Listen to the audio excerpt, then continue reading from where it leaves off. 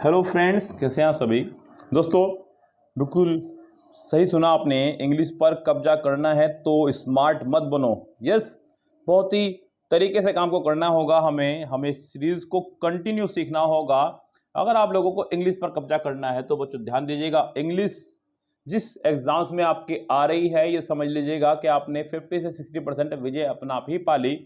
क्योंकि बहुत सारे बच्चे बहुत सारे एग्ज़ाम्स में इंग्लिश को देख कर के ही अपने फॉर्म फिल नहीं करते हैं। क्यों नहीं फिल करते हैं बच्चों? इसी वजह से, क्योंकि उनका इंग्लिश पर बहुत अच्छा कमांड नहीं है। तो क्यों ना अच्छी सी कमांड बनाई जाए और 50-60% अपना काम पहले ही कंप्लीट किया जाए। जब आप इतना काम अपना कवर कर लेंगे तो आपके पास सिर्फ रह जाएगा सिर्फ 40% का काम। उसमें भी बच्चों ज़रूरी नहीं है कि सभी बच्चे इंग्लिश बहुत अच्छी से कर लें। चलो इंग्लिश अगर अच्छी कर भी ली तो उसमें भी बच्चों बहुत सारे बच्चे ऐसे हैं जो प्रैक्टिस नहीं कर पाते हैं बच्चों। बहुत सारे बच्चों को मैं जानता हूँ ऐसे, जो यूट्यूब पर लगातार पढ़ तो रहे हैं लेकिन प्रैक्टिस बिल्कुल नहीं कर रहे हैं बच्चों, और वो प्रैक्टिस आप लोग कर रहे हैं। तो बहुत कम बच्चे ऐसे हैं जो प्रैक्टिस कर रहे हैं। प्रैक्टिस करने से बात बनती है बच्चों। रिजल्ट जो असली निकल के आएगा बाहर, वो निकल के आएगा प्रैक्टिस से बाहर। उसी प्रैक्टिस के लिए मैंने आपकी ये postmortem of common error series चला रखी है, जिसका आज ये लेक्चर नंबर 9 है। आज हम लोग सुपर फ्लो से आने वाले कुछ सेंटेंसेस पर डिस्कस करने वाले हैं। इस गाइस, तो जुड़ रहिएगा वीडियो में एंड तक। और इसी तरह की अगर आप लोग लगातार वीडियोस चाह रहे हैं, या आप भी चाह रहे हैं कि आपकी कमांड इंग्लिश पर इसी तरह से बन जाए, तो आप हमारा किरण 14,000 या 16,000 का कोर्स बाय कर सकते हैं। 14,000 ये बुक का नाम है बच्चों, और 16,000 भी बुक का ही नाम है। ये लेटेस्ट वर्जन आ गया है 16,000 मार्केट में, 14,000 इसका एक ओल्ड वर्जन है। आप इन दोनों में से कोई भी एक बुक का कोर्स खरीद करके अपनी स्टडी, अपने प्लान जारी रख सकते हैं और कुछ इसी तरह से इंग्लिश सीख सकते हैं जिस तरह मैं आपको सिखा रहा हूँ। ये 14,000 वाला कोर्स आपका सिर्फ 750 रुपये में है, 16,000 वाला आपका 899 रुपये में है। आप लोग हमें हमारे व्हाट्सएप नंबर पर मैसेज करके जानकारी ले सकते हैं। हम लोग शुरू करते हैं अपनी आज की वीडियो। हमारा नंबर आपको डिस्क्रिप्शन बॉक्स में मिल जाएगा। तो बच्चों, ये आपका सुपर फ्लो से हम लोग आज कुछ करा रहे हैं प्रैक्टिस, जो आपके बहुत काम आने वाली है बच्चों। सुपर फ्लोज यानी कि वैसे तो इंग्लिश ग्रामर का ये कोई टॉपिक नहीं है, इसका कोई नाम नहीं है। क्यों बच्चों? क्योंकि कोई चैप्टर नहीं है। ये चैप्टर सिर्फ हमारी गलतियों का एक पूरा का पूरा लेखा जोखा है। वो गलतियां जो हम लोग अपने आम बोलचाल में या फिर लिखित रूप में करते हैं, तो उन्हीं सबको हमने यहाँ पर इकट्ठा किया है और वो आपका सुपर फ्लोज बन जाता है। सुपर फ्लोज का मतलब है बच्चों आवश्यकता से अधिक। कई बार क्या होता है ना बच्चों, कई बार आप लोग हिंदी बोलते समय भी या अंग्रेजी बोलते समय भी शब्दों का आवश्यकता से अधिक इस्तेमाल कर लेते हैं। बस वही आपका सुपर फ्लोज है। जैसे कि आप लोग कई बार बोलते हैं कि कुछ फल फ्रूट खाया करो, तो यहाँ पे आपने जब फ्रूट बोल ही दिया है तो फल बोलने की कोई आवश्यकता नहीं रह गई है। बस उसी तरह से आप यहाँ पे आज फल फ्रूट की तरह ही कुछ सेंटेंसेस सोल्व करने वाले हैं मेरे साथ में। सो दोस्तों, यहाँ हम लोग बात करते हैं सेंटेंस नंबर 1 की। कह रहे हैं कि you are kindly requested to appear in the examination on time. बच्चों, यहाँ पर अगर मैं बात करूं तो उसने काइंडली और रिक्वेस्टेड दो एक जैसे शब्दों का इस्तेमाल किया है। ध्यान दीजिएगा बच्चों, काइंडली, प्लीज और रिक्वेस्ट, ये तीनों सेम फैमिली के वर्ड हैं। इनमें से कोई भी दो एक साथ कभी भी नहीं आ सकते हैं, क्योंकि तीनों का ही वर्ड का मीनिंग आपका सेम रहता है।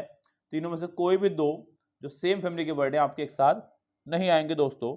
तो ये आपका यू आर काइंडली रिक्वेस्टेड, यानी कि बच्चों सेंटेंस में आपके या तो ए पार्ट में एरर है या फिर बी पार्ट में।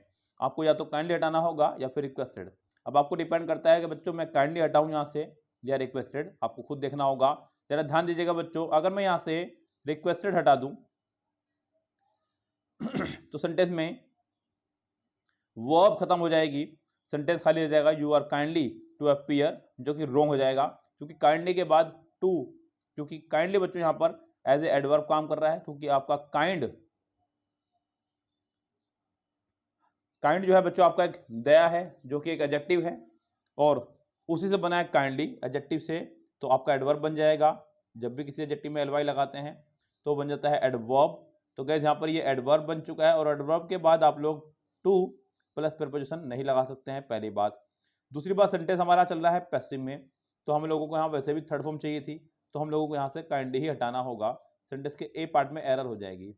लेकिन क्या आगे सेंटेंस पूरी तरह से ठीक है, उसको भी चेक कर लेते हैं। You are requested to appear, to के बाद हमारी वर्ब की फर्स्ट फॉर्म आया करती है हमेशा, जो कि बिल्कुल करेक्ट है। उसके बाद में इन द एग्जामिनेशन, प्रीपोजिशन के बाद वाले पार्ट को हम लोग सिर्फ पीपी कह करके हट जाते हैं बच्चों। पीपी यानी कि प्रीपोजिशनल फ्रेज, यानी कि वो हिस्सा जो सेंटेंस में प्रीपोजिशन के बाद आया करता है उसे बोलते हैं प्रीपोजिशनल फ्रेज। इसमें कुछ ज़्यादातर गड़बड़ी नहीं रहती है बच्चों अक्सर, क्योंकि ये पूरा का पूरा प्रोग्राम फिट रहता है आपका। बस थोड़ा बहुत कई बार नॉर्मल सी एरर रह जाती है। उसके बाद बच्चों ऑन टाइम, समय के लिए उसने ऑन का इस्तेमाल किया है, बिल्कुल करेक्ट है सेंटेंस आगे। बस गलती आपकी ए पार्ट में ही है, आपको काइंडली यहाँ से हटाना होगा। नेक्स्ट देखिएगा बच्चों, कह रहा है कि हिज आइडिया। बच्चों यहाँ पर जो हिज आइडिया है, आइडिया आपका एक नाउन की तरह इस्तेमाल हो रहा है और हिज हमारा यहाँ पर एज ए एडजेक्टिव।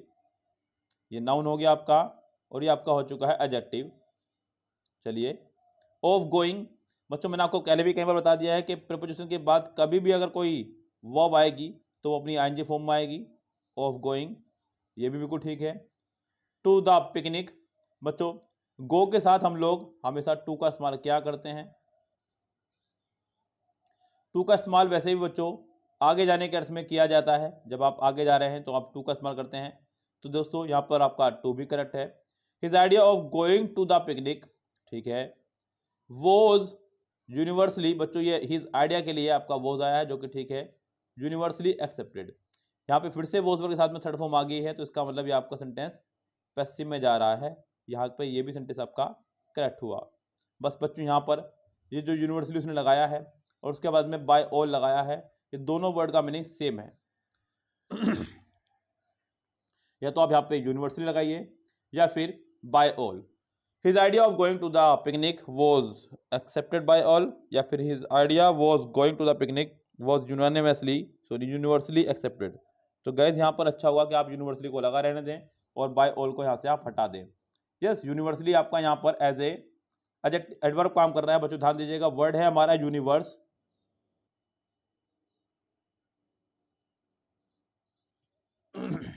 जो कि हमारा एक वर्ब है। यूनिवर्सल,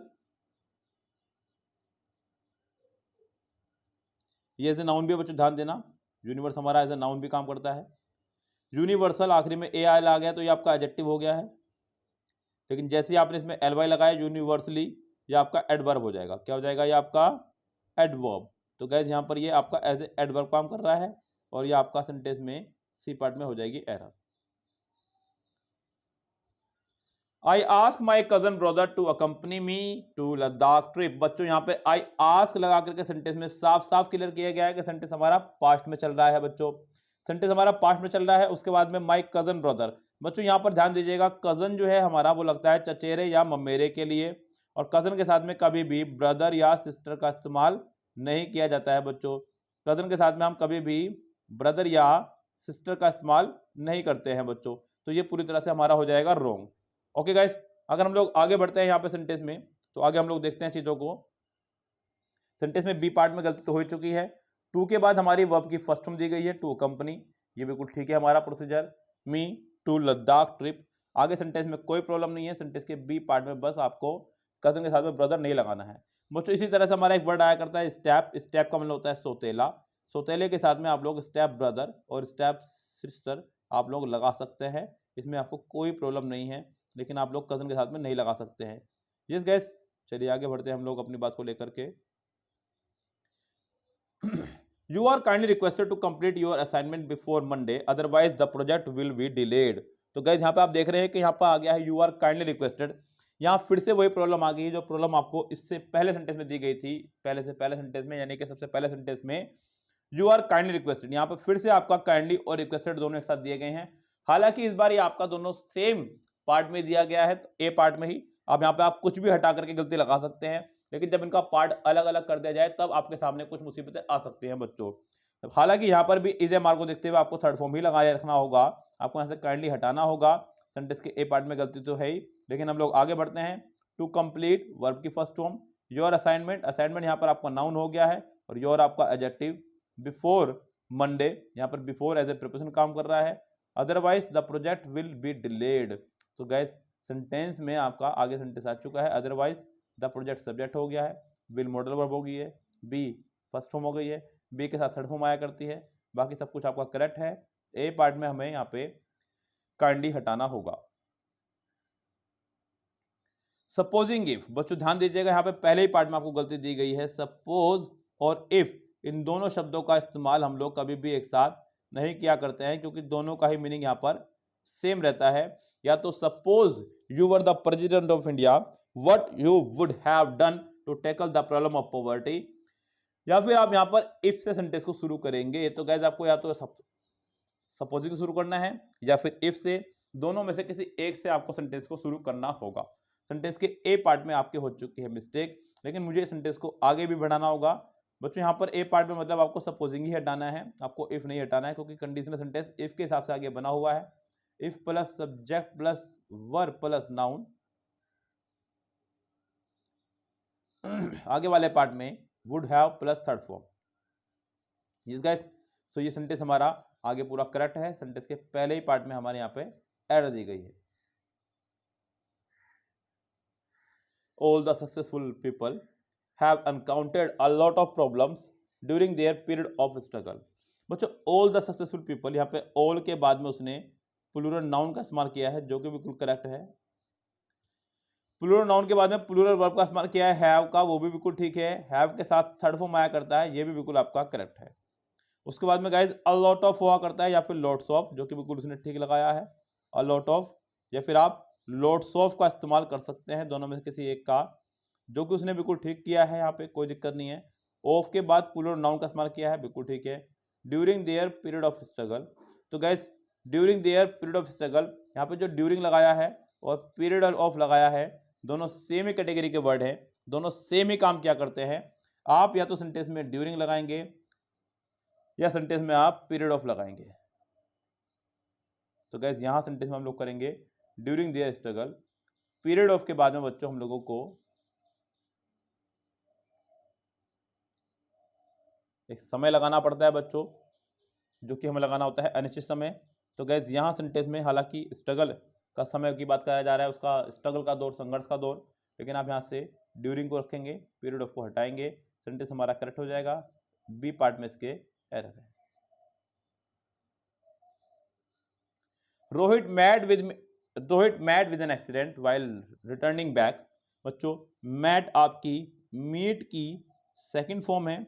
जैसे कि आपने एक मूवी भी देखी होगी शाहिद कपूर की और करीना कपूर की, फिल्म का नाम है जब वी मैट, तो वहां पर मैट आपका एज ए सेकंड फॉर्म इस्तेमाल किया गया है। वो जो मैट आप सोच रहे हैं वो मैट ये वाली है, नीचे बिछाने वाली। तो गैस मीट की सेकंड फॉर्म में मैट, बिल्कुल ठीक है। और ये एक पूरा इडियोमेटिक वे है, मीट विद एन एक्सीडेंट, यानी कि एक्सीडेंट हो जाना। तो ये पूरा एक इडियोमेटिक वे या फिर फ्रेजल वे आप इसको बोल सकते हैं। वाइल रिटर्निंग बैक, बच्चों ध्यान दीजिएगा जितने भी हमारे री वाले वर्ड हैं उनके साथ में कभी भी हम लोग बैक या अगेन शब्द का इस्तेमाल नहीं करते हैं, क्योंकि इन दोनों का मतलब सेम ही है। चाहे आप रिटर्न कहें, बैक कहें या अगेन कहें।